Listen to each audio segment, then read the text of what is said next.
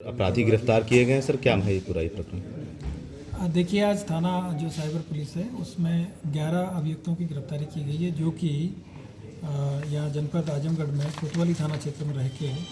और इनके द्वारा एक कॉल सेंटर यहाँ पे खोल रखा था और वहाँ से ये लोग साइबर फ्रॉड कर रहे थे, जिसमें जो कुछ प्रतिबंधित ऐप्स हैं, रेडी, अन्ना, लोटस और महादेव के नाम से, जिसमें कि ऑनलाइन जो गेमिंग है उसके माध्यम से ये लोगों के एडवर्टाइज़ करते थे व्हाट्सएप पे, इंस्टाग्राम पे, फेसबुक पे। उसके बाद में उन लोगों को इनवाइट करके और फिर उनकी आईडी बनवाते थे और आईडी बनवाने के बाद में फिर उनसे गेमिंग में ये लोग पैसा लगवाते थे।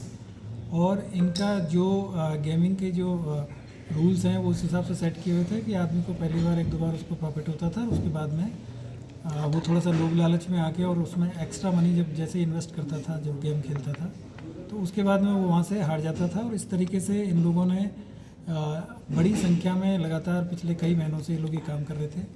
और अब तक के जो इनके अकाउंट के ट्रांजैक्शन हम लोगों ने किए हैं, तो इसमें 169 जो बैंक अकाउंट्स इनके मिले हैं, जिनमें 2 करोड़ रुपए तो फ्रीज कराए गए हैं। इसके अलावा इनके पास से कुल 35 लाख रुपए का जो सामान है वो बरामद किया गया, जिसमें 3,40,000 रुपये इनके पास से नकद मिला है। 51 मोबाइल फ़ोन इनके पास से मिले हैं, 6 लैपटॉप मिले हैं, 61 इनके पास से एटीएम कार्ड मिले हैं और करीब 56 बैंक की जो पासबुक से इनके पास से बरामद हुई है। 19 इनके पास से सिम कार्ड मिले हैं, 7 चेकबुक मिली हैं और इसके अलावा आधार कार्ड और एक जियो का एक फाइबर वाला जो इनके पास राउटर मिला है। अब तक की जो इनके हमने सारी डिटेल्स चेक की, उसके हिसाब से करीब 190 करोड़ रुपए की इन्होंने इस तरह से इस बीच में जो साइबर ठगी है ये गेमिंग ऐप्स के माध्यम से की है। और इसमें जो अभियुक्त हैं जो गिरफ्तार किए गए हैं, 11 अभियुक्त गिरफ्तार किए गए, जिसमें 6 बिहार के हैं, नहीं 2 उत्तर प्रदेश से 6 हैं, बिहार से 2 हैं, उड़ीसा से 2 हैं, मध्य प्रदेश से 1 हैं।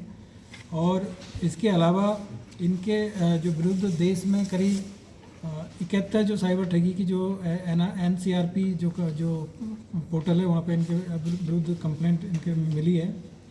और ये जो लोग हैं 11 लोग हैं, इनमें एक राम सिंह नाम से है जो कि थाना कोठी भार जिला महाराजगंज के रहने वाले हैं उत्तर प्रदेश के। एक संदीप यादव है जो थाना अदलाहाट जिला मिर्ज़ापुर के रहने वाले हैं। एक विशाल दीप है, ये थाना के गांव जिला कालाहांडी उड़ीसा के रहने वाले हैं। एक अजय कुमार पाल हैं, ये थाना सिंगवलिया जिला गोपालगंज बिहार के रहने वाले हैं। एक आकाश यादव है, ये थाना चंदबक जौनपुर के रहने वाले हैं।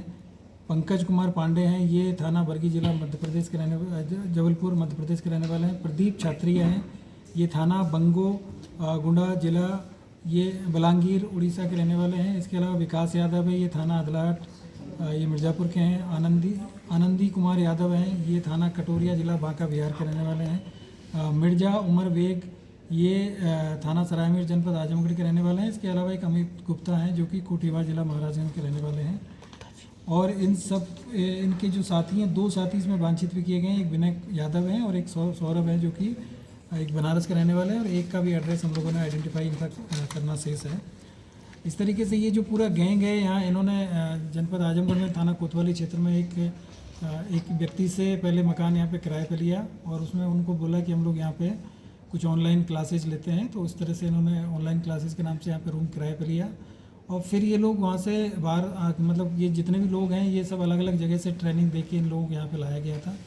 और यहाँ पे ये 24/7 इनका जो गेमिंग का जो काम था वो चलता था। रात में भी इनकी ड्यूटी रहती थी और दिन में भी ड्यूटी रहती थी। अभी तक जो लोग पकड़े गए हैं प्रथम दृष्टया ये वो लोग हैं जो कि एक्चुअल में उस पोर्टल को हैंडल करते थे और जो भी बेनिफिट होता था उसको फिर ये लोग इनके पास जो अकाउंट्स थे उन अकाउंट्स में ट्रांसफ़र करते रहते थे। और कई लेयर में जाके फिर ये लोग लास्ट में उनमें से जो पैसा है उसको अपने जो बेनिफिशरी जो लोग थे इनके, जिनका सबसे ज़्यादा इन्होंने फ़ायदा उठा रहे थे, उनके अकाउंट में ये लोग उसको जो अमाउंट होता था उसको ट्रांसफ़र कर देते थे। और ज़्यादातर इस तरह के जो केस में नई उम्र के लोग हैं, कुछ लोग इसमें ये समझते थे कि भाई गेम खेलते हैं कुछ पैसा मिल जाएगा, 1-2 बार उनको प्रॉफिट होता था, उसके बाद में जैसे प्रॉफिट हुआ तो वो लोग फिर ज़्यादा इसमें धनराशि लगाते थे। और जैसे 1 लाख रुपया लगाया और 1 लाख रुपये का उनको अगर कुछ 1,20,000 मिल गया तो उसके बाद में अगली बार आदमी 4-5 लाख रुपये लगाता था और दोबारा फिर उसका सारा का सारा पैसा ये लोग उसमें से उस तरह का इन्होंने उसमें जो प्रोग्रामिंग किया हुआ था उस गेम के अंदर कि आप 2-3 बार में अगर पैसा कमा लियो तो अगली बार फिर आप कमा नहीं पाएंगे। और इनके बाद में उस चीज़ का ये भी था कि अगर कोई व्यक्ति गलती से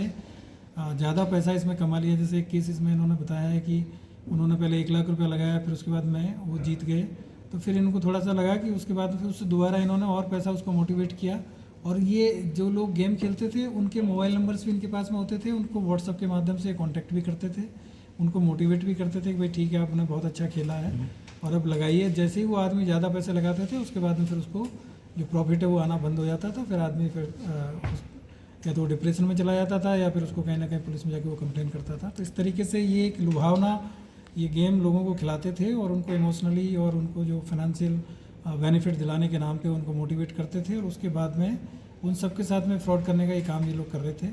और जो फाइनली इनका जो पैसा है इसमें जो भी इन्होंने जो मोबाइल नंबर्स वगैरह ये यूज़ करते थे, इसमें जो जो कोड होता है जैसे यहाँ पे इंडिया का 91 है, उसी तरीके से इन्होंने श्रीलंका और आसपास की जो कंट्रीज़ है उसके जो ऑनलाइन नंबर्स इन्होंने ले रखे हैं इंटरनेट के माध्यम से, और उसी से ये लोग उनसे कांटेक्ट करते थे जिससे कि इनकी लोकेशन ट्रेस आउट ना हो और ये पता ना चले कि ये लोग कहाँ से गेमिंग का जो काम है वो कर रहे हैं और कहाँ पे इन्होंने अपना कॉल सेंटर खोला हुआ है।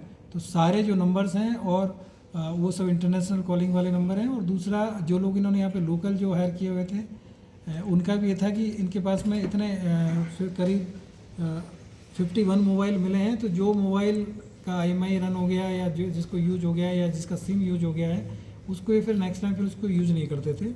और इसके अलावा जो लोगों से सिम एक व्यक्ति यहाँ पे महाराजगंज का जो मिला है वो इनको प्री एक्टिवेटेड जो सिम भी प्रोवाइड कराते थे और कई लोगों से इन्होंने अकाउंट्स भी यहाँ पे खुलवाए हैं। तो इस तरीके से ये काफ़ी ऑर्गेनाइज तरीके से लोग इस चीज़ को काम कर रहे थे और बिल्कुल जिस घर में लोग काम कर रहे थे उनको भी लग रहा था कि कहीं ना कहीं क्लास लेते हैं या कुछ ना कुछ मतलब कंप्यूटर पर काम करते हैं। 6 इनके पास से जो लैपटॉप मिले हैं